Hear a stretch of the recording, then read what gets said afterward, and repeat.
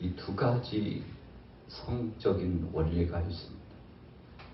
인성을 지니고 살아요. 그리고 한편에서는 영성을 통해서 하나님의 통제함과 주님의 이끄심을 체험합니다. 우리가 인성만 있으면 삶이 피폐합니다. 이 세상 중심으로 살아가기 때문에 인본주의적인 중심이요, 하나님은 없습니다. 세상 학문은 인성을 가르쳐요. 예를 가르치고 관습을 가르치고 도덕과 윤리를 가르칩니다. 질서를 가르치고 법의 테두리 안에서 살아갈 수 있는 인간관계를 가르칩니다. 여러분, 그러나 이 인성 가지고는 사람의 삶의 절반밖에는 안 됩니다. 영성이 필요해요. 영성은 성령의 지배를 받는 것입니다. 영성은 하나님께서 최초에 주신 우리 사람 마음밭에 주신 그 은혜의 자리를 다시금 새순이 돋게 하고 꽃이 피고 열매가 맺도록 하는 겁니다. 우리 영혼이 죽으면 영성이 퇴락되어 가지고 사람이 얼마나 잔인하고 독하고 그리고 죄성에 젖어 가지고 죄악된 역사 가운데 살아가고 세상 사람들 봐도 손가락질, 참 저렇게 살면 안 되는데 저런 사람 왜 저렇게 살까? 여러분, 요즘 뉴스 보도를 통해서 들려오는 거 다 무슨 소리입니까? 인성이 잘못됐다고 계속 질타를 하죠. 그래서 악한 길을 도모하고 사람들에게 선한 영향력이 아니라 악한 영향력을 끼치는데, 여러분, 첫째로 이 인성이 잘못된 거 있지만 더 중요한 것은 그 속에 있는 영혼이 죽었기 때문에 양심의 가책을 느끼지 않아요. 여러분, 그래서 양심이 화인 맞은 사람처럼 화인 맞았다는 것은 굳어버렸다는 것입니다. 피부가 화상을 입으면 굳어요. 꼬집어도 몰라요. 여러분, 그래서 무감각합니다. 이 양심이 화인 맞고 무감각해지면 여러분, 죄악의 역사 가운데 악한 권세에 끌려서 살아가기 시작하는데, 야, 사람이 이렇게 잔인해질 수 있나? 이렇게 잔인해질 수 있나? 그래서 우리는 인성도 중요하겠습니다만 바른 인성이 개발되고 바른 인성이 정립되고 그래서 사람들에게 칭찬받는 것도 중요합니다만, 그러나 영성이 회복돼야 됩니다. 성령 안에 하나님을 알되 힘써 알고 하나님의 심판이 있다는 사실을 두려워하고 그분 앞에 앙망하고 그분을 찬양하고, 여러분, 그래서 하나님 사랑하는 사람은 사람도 사랑합니다. 십계명의 원리를 보면 하나님께서 그렇게 해주셨어요. 여러분, 십계명의 5개의 그 계명 가운데 또 5개를 줘서 10계명을 허락하여 주셨는데, 전자의 4계명은 하나님 편에 하나님을 사랑하는 계명, 후자의 6계명은 사람 편에서 해야 될 도리를 다하도록 하나님께서 명령하신 율법입니다. 규칙입니다. 삶의 테두리 안에 질서를 정립하는 것입니다. 거기에 보니까 초입에 먼저 4계명이 하나님 사랑이에요. 여러분, 하나님을 사랑하고 하나님이 살아계시다는 사실을 알고 하나님을 전폭적으로 의지하는 후차에 5번째 계명부터 10번째 계명까지 사람 편에 주신 계명은 더더욱 잘 지켜나가고 하나님 앞에서 자기 자신을 성찰하면서 살게 된다는 것입니다. 그래서 하나님은 이 계명을 통해서 영성의 테두리, 울타리, 뼈대를 구축해 주었습니다. 히브리 백성들, 유다인들은 하나님이 주신 십계명을 중심으로 해가지고 약 630여 가지 전통적인 법을 정해놓고 그 테두리 안에서 살아갈 만큼 엄격한 법을 제정했습니다. 여러분, 그 법 테두리 안에는 첫째는 하나님 사랑이요, 둘째는 이웃 사랑이 아주 포괄적으로 아주 깊은 의미로 나타나 있는데, 오늘 여러분들과 저는 하나님 은혜 가운데서 바른 인성이 이루어지고 또 더 나아가서 영성도 회복되어 하나님을 알되 힘써 알고 그분이 어떤 분이신지를 알고 찬양하고 경배하고 하나님을 경외하는 신앙으로 믿음 안에 승리하게 되기를 예수님의 이름으로 축원합니다. 자, 오늘 본문에 보면 한 인물이 등장하죠. 누굽니까? 사도 중에 한 사람, 시몬 베드로가 등장합니다. 우리가 잘 아는 대로 시몬 베드로는 유대인 중심의 사도로 부름받았습니다. 이방인 중심의 사도는 바울이죠. 그래서 베드로와 여타 다른 제자들은 유대인 중심으로 사역의 범주를 놓고 계속 복음을 증거했습니다. 물론 다른 제자들도 여러 방향으로 나가서 사역을 진행했습니다만 주류의 사역 베드로는 유대인 중심 사랑하는 형제 자매들에게 복음을 증거하는 역사를 진행했죠. 그래서 그 울타리를 쳐놓고 그 울타리 밖을 나가는 것에 대해서 머뭇거렸어요. 하나님께서 보실 때에 베드로가 편협적으로 복음을 증거하는 것을 보고 안 되겠다. 베드로에게 좀 깨우침을 줘야 되겠다. 베드로가 복음 증거하는 이 사역의 범주를 확장시켜야 되겠다고 생각을 했어요.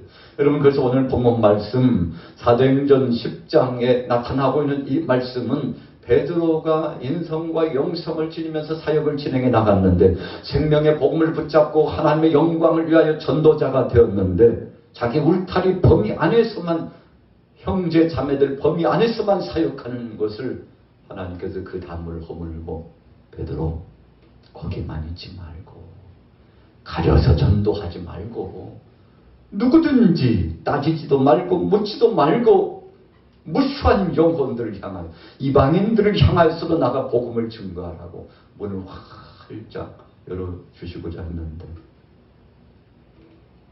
하나님께서 먼저 이 베드로를 깨우치고 변화를 경험하게 하시기 전에 오늘 본문 말씀에 보면 고넬료를 하나님께서 인도하시는 것을 볼 수 있습니다. 자, 성경 보세요. 오늘 10장 1절부터 같이 3절까지 같이 읽겠습니다. 시작. 가이사랴에 고넬료라 하는 사람이 있으니 이달리아 고데라 하는 군대의 백부장이라. 그가 경건하여 온 집안과 더불어 하나님을 경외하며 백성을 많이 구제하고 하나님께 항상 기도하더니 하루는 제9시쯤 되어 환상 중에 밝히 보매 하나님의 사자가 들어와 이르되 고넬료야 하니. 그럼 이방인 이달리아 부대 로마 군병이죠. 백부장입니다. 100명의 군사를 거느리고 있는 오늘날 우리 군대로 말하면 중대장급 혹은 좀 범위가 크면 대대장급의 버금가는 아주 귀한 사명을 감당하는 사람입니다. 그런데 하나님께서 그와 함께 하셨어요. 왜 함께 하셨습니까? 이방인의 군병이었지만 그럼에도 불구하고 그가 이방인의 지휘관으로서 얼마나 선한 사역을 많이 하는지 몰라요. 이웃에게도 사랑을 베풀고 그리고 믿음의 사람들도 돌봐주고 또 이방 나라지만 유다 백성들을 향해서 선대해 나가고 그래서 이 고넬료는 이 로마의 군병의 지휘관이지만 그러나 그는 사람들과의 관계 속에서 따지지 않고 이 포괄적인 의미를 가지고 서로 교제를 나누면서 사랑의 교제에 띠를 띄었던 사람 아니겠습니까? 하나님께서 그를 기뻐히 받으셨어요. 자, 2절 말씀해 보세요. 첫째는 경건하여 온 집안과 더불어 하나님을 경외하며. 자, 고넬료의 특징이 있죠. 그런 인성과 영성이 겸비된 사람입니다. 세상적으로만 잘한 것이 아니라 하나님 편에서도 잘했어요. 여러분, 그래서 오늘 본문의 주제 키포인트가 인성과 영성이 중요하다는 거죠. 우리 믿음의 사람들이 어떤 때는 가정에서 잘할 수 있어요. 사업체, 기업체에서는 잘할 수 있어요. 직장에서 잘할 수 있어요. 여러분, 그런데 교회에 오면 잘 못하는 사람, 또 지역에 나가서 나라 안에서 아주 중대한 일이 있는데 그 일에 대해서는 소홀해서 좀 편협적인 삶을 살 수 있지 않습니까? 그러나 오늘 본문의 고넬료는 안팎으로 성심껏 선대하면서 여러분 그렇게 믿음을 돋보였는데, 그래서 하나님을 경외하며, 두 번째는 뭐라고 했습니까? 백성을 많이 구제하고, 세 번째로는 하나님께 항상 기도하더니, 여러분 밖으로도 잘했지만 안으로도 자기 자신을 늘 성찰하고 겸비하고 기도하기를 좋아하고 하나님 앞에 영광 돌렸는데, 하나님이 이 고넬료를 그냥 주목해 보실 수만 없었어요. 그래서 그의 소원이 하나 있다면 이 유대인의 사도를 통해서 말씀 듣는 것이 소원이었죠. 그래서 좀 더 깊은 신앙의 단계를 경험하기를 소원하고 있었죠. 그 소원을 하나님께서 알아주시고 그로 하여금 응답받는 복된 역사를 갖게 하셨는데, 여러분 오늘 4절 후미해 보세요. 내 기도와 구제가 하나님 앞에 상달되어 기억하신 바 되었으니. 우리 같이 따라해 보겠습니다. 너의 기도와 구제가 하나님께 상달되었도다. 무슨 기도를 했는지는 정확하게 하나님께서 말씀해 주시지 않고 있어요. 그러나 오늘 제반적인, 오늘 본문의 종론적인 내용으로 보면 고넬료의 소원은 더 깊은 말씀을 듣기를 소원했다는 거예요. 그 중에 이 당시에 수제자에 속했던 베드로가 지역 근동에서 말씀을 전하고 그 사역의 범주 가운데 수많은 사람들에게 선한 영향력을 끼치고 있는데, 자기도 그 말씀을 듣기를 원하지만, 그러나 베드로는 이방인들에 대해서는 별로 관심이 없다는 소문도 들었을 겁니다. 그러나 그 유명세를 타고 신비감에 있는 그 하나님의 은혜 말씀을 전해주는 베드로 이 시몬을 통해서 말씀 받기를 소원하면서, 하나님 우리 이방인들도 베드로 사도에 선포하는 그 말씀 듣기를 원합니다. 유대인 형제들과 우리 이방인 형제들이 하나같이 되어서 서로 상부상조하고 교제를 나눌 수 있는 길도 열어주시기를 원합니다. 하나님은 그 모든 것을 통달하시고 모든 것 중에 충만하신 하나님이시니 하나님의 능히 이 문을 열어주실 줄로 믿습니다. 여러분 고넬료의 그 소원이 하나님 앞에 상달된 거죠. 그래서 천사가 그와 함께하고 마침내 그에게 영음을 들려주어가지고 걱정하지 말라. 하나님께서 너의 소원을 다 들으시고 네가 지금까지 행해왔던 것을, 모든 것을 다 하나님이 감찰해 보셨는데 가까이에 베드로가 있다. 저를 청하라고. 아유, 정한다고 올까요? 걱정하지 마. 하나님께서 다 준비하셨어. 그러니 염려하지 말고 베드로 사도를 청해가지고 생명의 말씀, 은혜의 말씀을 받아먹고 용기 백배하여 힘을 얻어서 더 많이 복음이 진보될 수 있도록 그렇게 하기를 원한다. 여러분, 하나님께서 이 놀라운 응답을 주신 거 얼마나 감사한지 오늘 본문에 보면요, 즉시 하인들을 파손했어요. 천사가 자신을 향하여 전해준 그 말씀이 땅에 떨어지기도 전에 하인들을 불러가지고 여봐라 빨리 지금 가서. 베드로 사도께서 오늘 6절에 보세요. 무두장이 시몬의 집에 유숙하고 계시는데 빨리 가서 모셔오라고. 여러분 하인들을 급하게 가지고 우리가 그토록 소원하고 기도했던 것이 오늘 응답되었다고. 여러분 그래서 오늘 저와 여러분들은 하나님 앞에 믿음을 갖고 기도하면 하나님께서 응답하시는 것을 믿으시기 바랍니다. 여러분 그래서 목적을 두고 기도하는 것이 좋습니다. 인간적인 목적이 아닙니다. 자기 욕심을 채우기 위한 목적이 아닙니다. 하나님 영광 드러내고 더 많은 선한 영향력을 끼치기 위해서 여러분 그 일을 위하여 소원을 품었는데 하나님께서 응답하여 주셨습니다. 고넬료에게 먼저 하나님 함께해 주셨어요. 그리고는 오늘 9절에 보세요. 9절 10절 같이 읽어보겠습니다. 9절 시작. 이튿날 그들이 길을 가다가 그 성에 가까이 가고자 하네. 사람들이 준비할 때 황홀한 중에. 여러분 제 욕심이면 점심시간 12시입니다. 고넬료는 언제입니까? 오늘 본문의 3절에 보니까 제90쯤 거기다 6을 더하게 되면 약 오후 1시쯤 되는 것이죠. 여러분, 이틀이 지났어요. 하나님께서 베드로에게도 역사하셔서 그에게 알게 하시는 거예요. 이 시각이 언제입니까?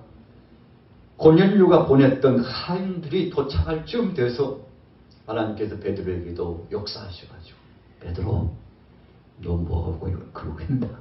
아, 배고파가지고요. 이제 점심 먹으려고 그러는 참인데. 그런데 환상 중에 하늘에서 보자기가 내려와요. 보니까 얼마나 놀랄 노자인지, 우리가 레위기 11장에 보면 굽이 갈라지지 않고 새김질을 하지 않고 온갖 가증한 것들이 있습니다. 그것은 이제 먹어서는 안 돼요. 하나님께서 금하신 것들입니다. 베드로가 보자기 환상을 보는데 그 속에 가증한 것들, 레위기 11장에서 금하신 것들이 다 그 속에 들어있는데, 그런데 하나님의 음성이 들려와요. 베드로야, 너 그것만 먹지 말고 저 보자기 저기 있는 것도 다 먹어. 하나님, 저것은 먹어서는 안 되는 것입니다요. 하나님께서 말씀해 주시지 않았습니까요? 베드로, 예, 말씀이 그렇지만 내가 깨끗하게 했다, 그렇게 말씀하세요. 내 말이 틀린 것은 아니지만 내가 깨끗하게 했으니 이제부터는 먹어도 되느니라. 직전까지는 먹어서는 안 되었지만 이제는 내가 깨끗하게 했으니 먹어도 된다. 하나님께서 운명을 하셔가지고 베드로가 거부할 수 없잖아요.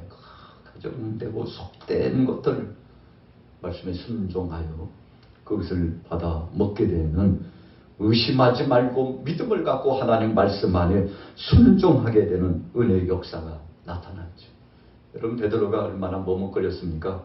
오늘 본문에 보니까 14절부터 16절까지 뭐라고 결론했는가 하면 3번씩이나 반복적으로 하나님께서 중요한 명제를 두고 베드로로 하여금 그 마음을 내려놓고 하나님 말씀에 순종하도록. 여러분, 하나님께서 얼마나 급하셨습니까? 또 하나님이 보시기에 베드로가 얼마나 어리석겠으며, 여러분, 예수님께서 십자가에 못 박혀 죽으신 이 은혜의 복음은 땅끝까지 모든 족속들을 위하여서 예수님이 죽으신 것입니다. 요한복음 3장 16절 말씀처럼 하나님의 세상을 이처럼 사랑하사 독생자를 주셨으니 누구든지 저를 믿는 자마다 멸망치 않고 영생을 얻게 하려 하시니라. 여러분, 하나님은 심판이 목적이 아니고 모든 이들이 다 구원받기를 원하신다고 말씀했습니다. 그러니 베드로가요, 지금 하나님의 뜻을 거역하는 불순종의 죄를 범하고 있었잖아요. 베드로, 내가 지금 깨끗하게 한 지가 언젠데 아직도 그렇게 가려서 편식하고 그래. 내가 깨끗하게 했으니까 먹어. 여러분, 하나님의 이 음성이 들려왔죠. 얼마나 놀랐을까요? 참 경이로운 거 아닙니까? 그동안의 상식적이었던 거, 또 자신만이 탐을 쌓아놓고 있던 거, 이거 다 허물고, 주여, 제가 하나님이 깨끗하게 하신 이 범주를 부정하고 불순종하고 하나님 뜻대로 하지 못하는 것을 용서하옵소서. 그가 철저하게 회개했을 것이라고 생각합니다. 여러분, 바로 그때요, 그때 고넬료가 보낸 하수옥들이 도착을 가지고 베드로 앞에 나오는 겁니다. 아니, 당신 누구야? 어디서 온 거야? 우리 백부장님, 고넬료 백부장님이 보냈는데 하나님 말씀 듣기를 원하는데 베드로 사도님께서 오셔서 말씀 전해주기를 그렇게 소원하시는데 같이 가주시면 안 되겠습니까? 여러분, 베드로가 이 보자기 환상을 보지 않았다면요, 안 갔을 겁니다. 왜요? 이방인들과 상종하는 것은 적어도 그가 유대인의 사도로서 해서는 안 될 것이라고 편협적으로 참 너무 오랜 세월 동안 그렇게 제자로서의 사역을 감당했죠. 근데 하나님이 다 허물어 주셨어요. 이제는 가능하다고 말씀하셨어요. 네 생각만 깨트리면 된다고 말씀하셨어요.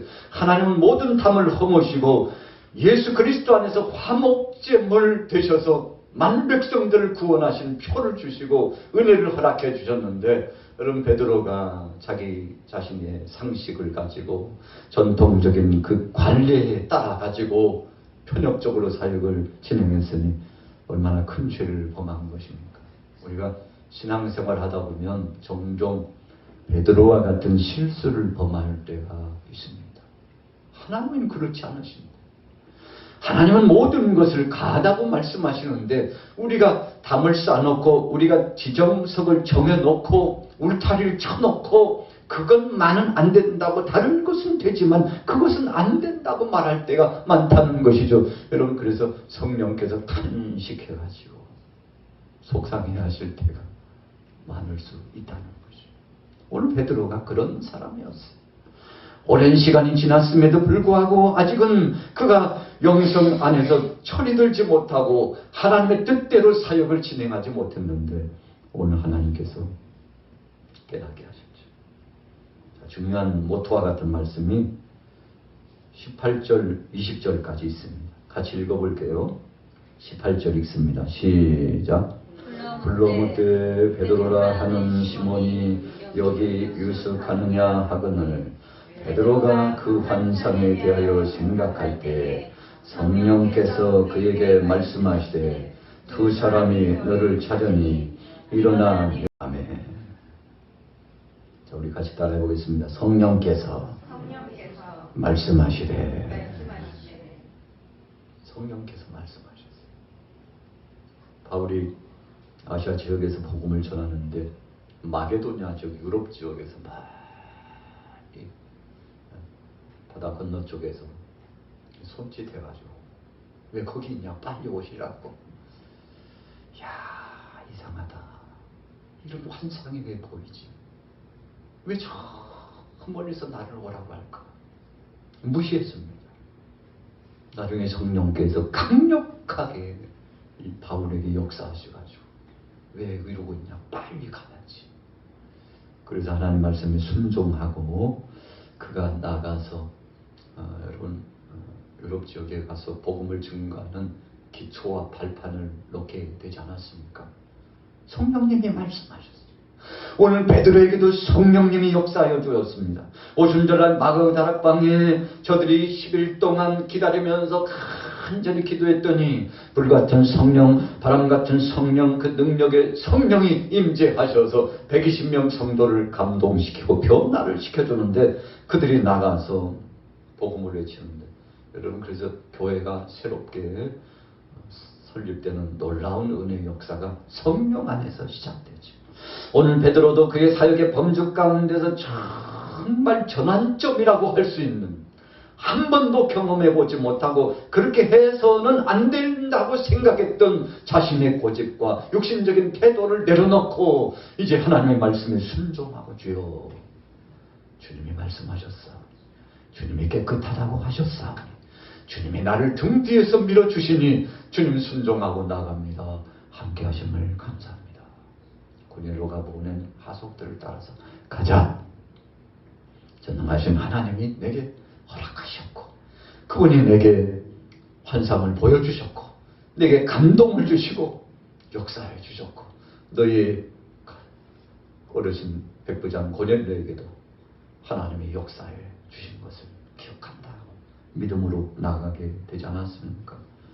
여러분, 그래서 오늘 베드로가 고넬료에 대한, 가정에 대한 그 아주 좋은 소식들을 듣잖아요. 22절 한번 보세요. 그들이 대답하되 백부장 고넬료는 의인이요 하나님을 경외하는 사람이라 유대 온 족속이 칭찬하더니 그가 거룩한 천사의 지시를 받아 당신을 그 집으로 청하여 말을 들으려 하느니라. 여러분, 베드로에게 솔직하게 고백하잖아요. 우리가 그냥 온 것이 아닙니다. 무리하게 와서 그냥 요청하는 것이 아니고 천사께서 오셔가지고 하나님의 명령 따라 천사가 와서 말씀을 주시고 지시하셔가지고 우리 어르신도 순종한 것이고, 하나님께서 준비하셨으니 빨리 가서 당신을 모셔오라고 해서 왔었고, 여러분 베드로가 아마 깜짝 놀랐을 겁니다. 하나님께서 이렇게 세세하게 준비해 주시리라고 하는 것은 생각지도 못했는데, 여러분, 우리가 신앙 여정을 살아가다 보면 나보다도 나를 더 잘 아시는 하나님께서 먼저 착착착착착착착 문제를 뛰어넘어서 문제를 초월해서 어떤 상황 속에서든지 하나님께서 모든 것들을 통괄하시고 지배하시며 엮어가지고 새끼줄을 엮듯이 엮어가지고 여러분 작품을 만들어 나가는데, 아유, 쓸모없는 집단인 줄 알았더니 여러분, 이 집단이라는 의미는 집에 다발을 하는 것입니다. 벼이삭을 다 추수하고 나서 남은 집더미, 그 집단이에요. 여러분, 쌓아놓고 아이고 어디에다 쏘이고 소목이나 하고 말지 뭐.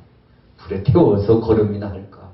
그런데 그것 가지고요 새끼줄을 막 꼬면 조금 더 발전해가지고 이 새끼줄 꼬는 기가 있어가지고 계속 회전이 되면서 엄청난 새끼줄이 형성되면 그것 가지고 아주 요긴하게 쓰지 않습니까? 오늘 베드로가 그랬어요. 쓸모없는 것인 줄로 알았는데, 생각 밖의 것인 줄로 알았는데, 바로 그런 곳에는 역사도 나타나지 않을 줄로 알았는데 하나님께서 함께 하신다는 믿음을 갖고 나가서 말씀을 전파하는데 뭘 전했습니까? 예수가 그리스도임을, 십자가상에 못 박혀 죽으신 예수님에 대해서 말씀을 전합니다.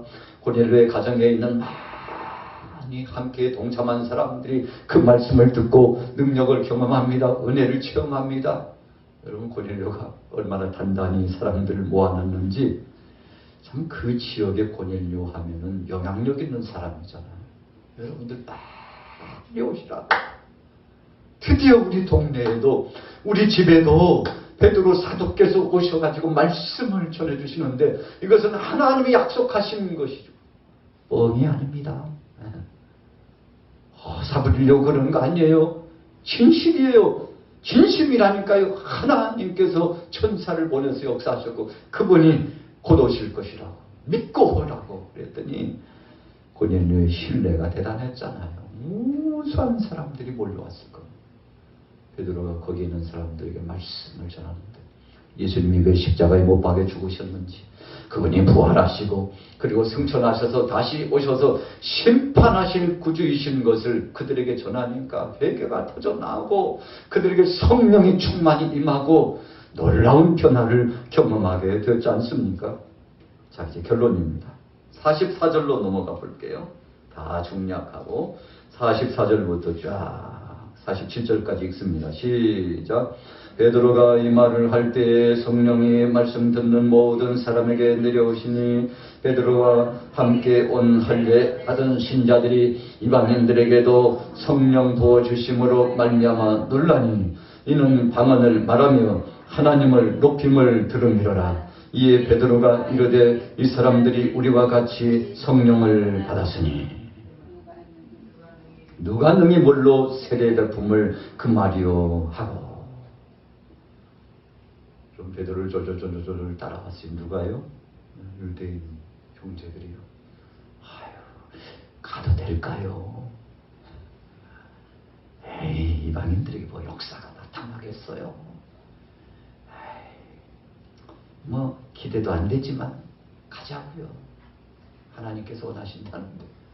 가서 말씀을 전했는데 얼마나 그 말씀을 사모하고 그 말씀이 떨어지면 아멘 아멘 하고 그 말씀을 받아먹고 손을 올려 찬양하고 경배하고 하나님 앞에 영광 돌리고 회개가 터져나오고 복음을 증거하는 베드로가 신바람이 났죠. 신령한 바람이 나타났어요. 능력이 그 속에 역사됐습니다.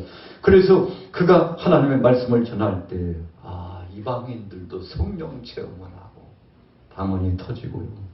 하나님을 높이면서 찬양하는데 막 찬양 반 방언 반 막 섞여가지고 소리를 지르면서 기도하고 하나님 앞에 영광 드리는데, 이야, 유대인 형제들이 보고 깜짝 놀랐어요. 하나님은 이방인들에게도 역사하시는구나.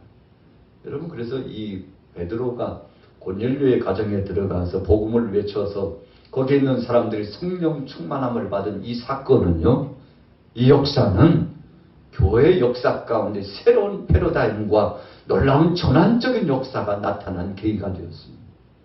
여러분, 그래서 오늘 본문에 등장하고 있는 사람들이 얼마나 행복했을까. 한 번도 경험하지 못한 성령의 능력을 경험하고 방언의 역사를 경험하고 하나님의 능력과 권능이 어떤 것인가를 경험하고 하나님 앞에 영광을 돌렸지. 자, 베드로가 자기도 깜짝 놀랐어요. 얼마나 놀랐을까요? 얼마나 신비감에 젖었을까. 47절에 보세요. 이에 베드로가 이르되 이 사람들이 우리와 같이 성령을 받았으니 누가 능히 물로 세례 베품을 금하려. 그러니까 아무한테나 세례 안 준 겁니다. 베드로는 이방인들에게는 아예 세례 주는 것을 자기 자신의 마음속에 금하고 있었고, 자신과 함께 선교하는 선교팀들은 이방인들은 쳐다보지도 않았던 것이죠. 여러분, 그러니 성령께서 얼마나 탄식하셨겠어요. 이놈의 능력 주었더니 엉뚱하게 일을 하고 있구나. 힘 주었더니 하나님 뜻대로 사역하지 않는다고 얼마나 책망을 하셨을까.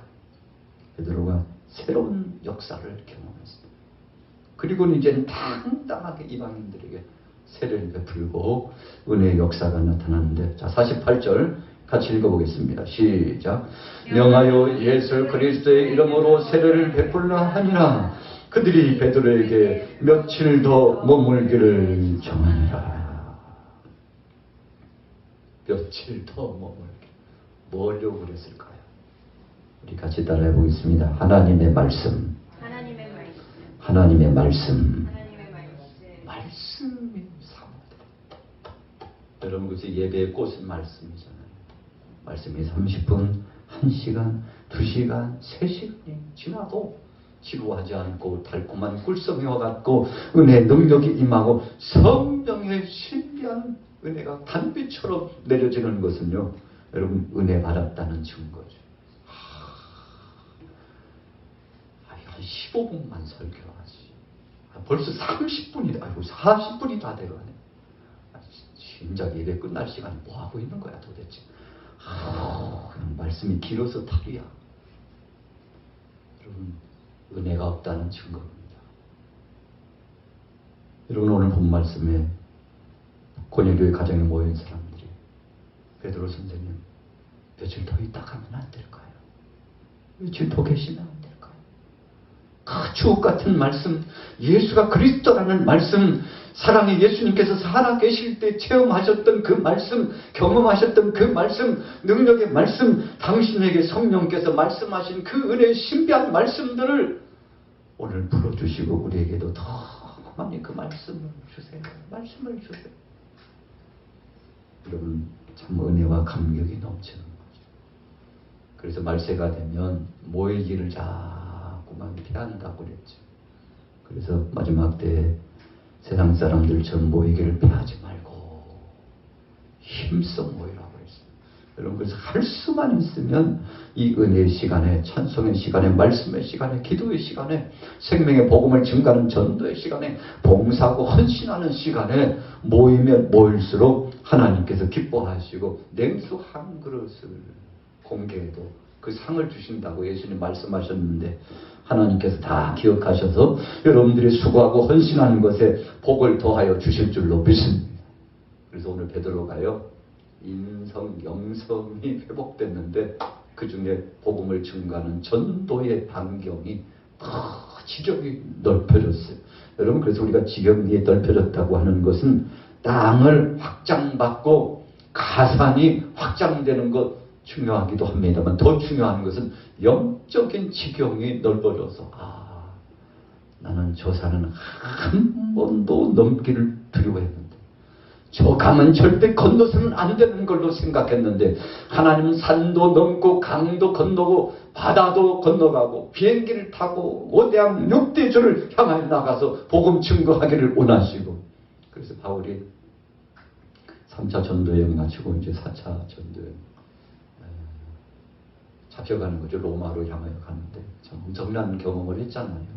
유라굴러라고 하는 광풍을 만나서 276명이 한꺼번에 다 바울까지요, 다 죽을 수 있는 위기감이 봉착됐는데 하나님께서 다 살리시고 회복시켜 주시고. 왜 그랬습니까? 바울의 4차 전도 여행 로마로 들어가고 또 잠깐 짬이 있는 시간에 옆에 있는 스페인까지 복음 증거하는 선한 영향력을 끼치도록 하시기 위한 하나님의 역사하심이 바울과 함께 있었어요. 여러분, 그래서 그가 구금 상태에 있었지만 거기서도 편지를 썼잖아요. 거기서도 관원들에게 복음을 외치고, 황제를 만나서도 복음을 외치고, 예수가 그리스도라고, 당신 일생 가운데 예수가 그리스도인 것을 모르고 산다면 비극 중에 비극이라고. 여러분, 복음 증거의 중심, 문화의 중심, 종교의 중심, 교육의 중심, 경제의 중심이었던 이 로마에 들어가가지고 생명의 복음을 증거해서 하나님의 영광을 드러냈는데, 자, 확장돼야 됩니다. 인성도 영성도 확장돼야 됩니다. 그래서 선한 영향력을 끼치는 오늘 저와 여러분들 되시기를 예수님의 이름으로 축원합니다.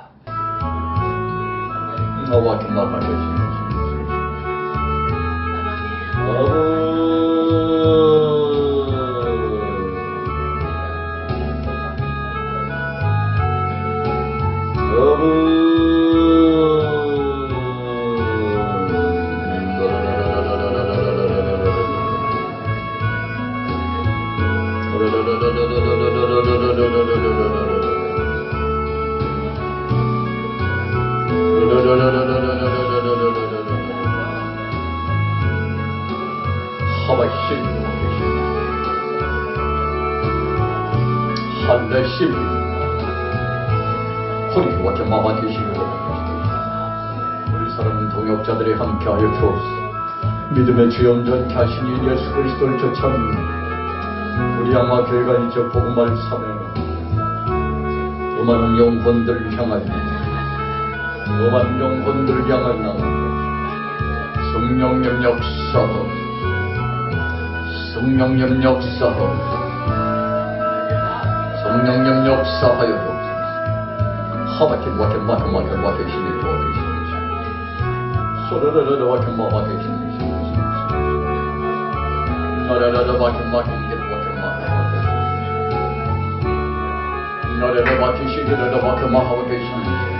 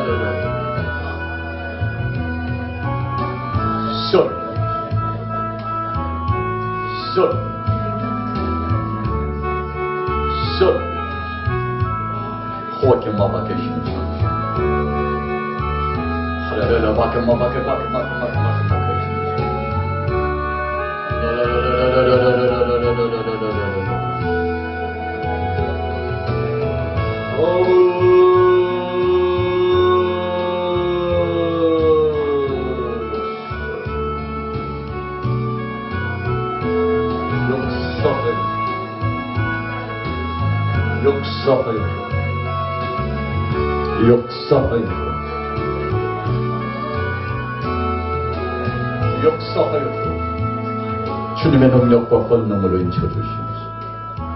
오늘도 주님 앞에 부르짖어 기도하는 모든 성도를 나와주시옵소서.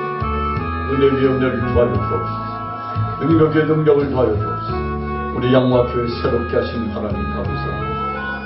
하나님 많은 영혼들을 붙여주시고 무수한 영혼들을 함께 나와 동역자들이 하시고 매 주마다 새로운 영혼 헌응하비로 주님 앞에 나와 함께 예배하시고 신령한 권능과 능력으로 역사하시고 아부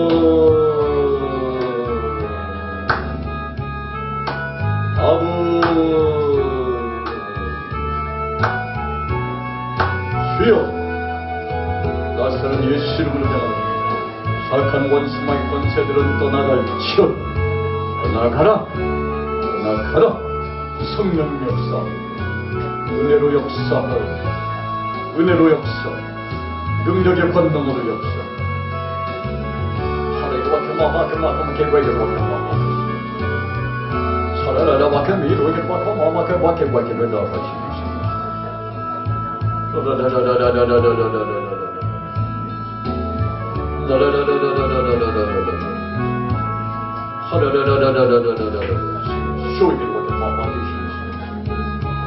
하와케 마케 이를 와케 게라라 하와케 신이시